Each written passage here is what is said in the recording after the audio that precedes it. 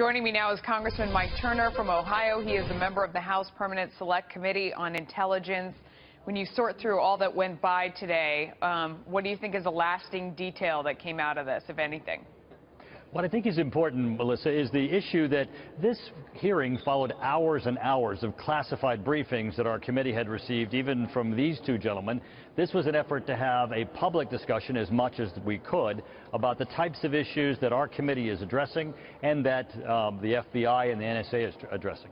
Certainly it was the news story today. I'm sorry, go ahead. No, I mean, that's helpful. So if you think it was sort of an airing of what's going on, do you feel like these two issues are kind of put to rest? I mean, each side came out with their own headline that there was no wiretapping evidence and there was no evidence of collusion.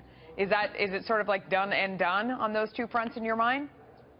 Well, I think certainly it's important that be on the table. Even Director Comey himself said that no one should draw a conclusion based on the fact that the investigation is open and was begun sometime in July of last year. Devin Nunes, the chairman of the committee, saying that so far the committee has seen no evidence of collusion, and certainly Director Clapper said that in the news himself, former director of national intelligence, that there was no evidence of collusion. But nonetheless, I think it's important that we had this public discussion. It was also important to discuss and have the FBI director say that a lot of the news reports that you've seen in the Washington Post and New York Times are not accurate, that these leaks, some of which are classified information, are criminal leaks, but some are just absolute false. Although he wouldn't go into the specifics of which information is inaccurate, he certainly has with the committee at times. And people need to know that the things that they're reading are not necessarily true. So it sounds like the case isn't closed necessarily in your mind on either. You're saying that you haven't seen evidence of collusion yet, that investigation is ongoing. Is that what you're saying? Right. And you know what's also interesting for everyone to note here, by the FBI director indicating that he'd had the Trump campaign and possible connections in an open investigation since July, that means that at the end of the campaign, as we were drawing to a close between Hillary Clinton and Donald Trump, the FBI director had an open investigation into both campaigns and both candidates.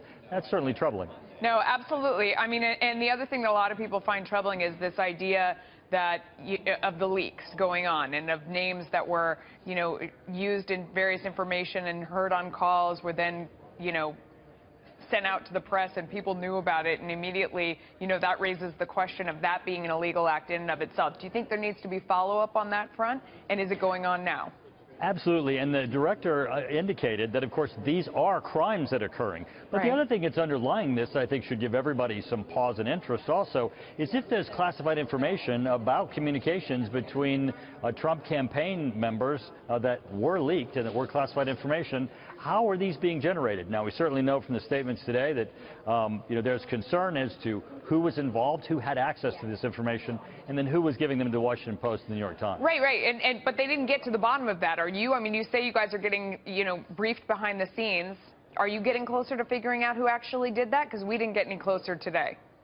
Right, not the identity, but one thing is troubling, and I went into this in my questioning, is that the FBI director will come in a classified session and tell us what's a lie in the Washington Post and New York Times. And he openly said in our hearing that there are lies of leaks in the Washington Post and New York Times, but we're not permitted to then go out and tell because we're told in a classified session, and he won't do it himself. Yeah, no, that's an interesting point. Congressman, thanks for coming on. Appreciate your time.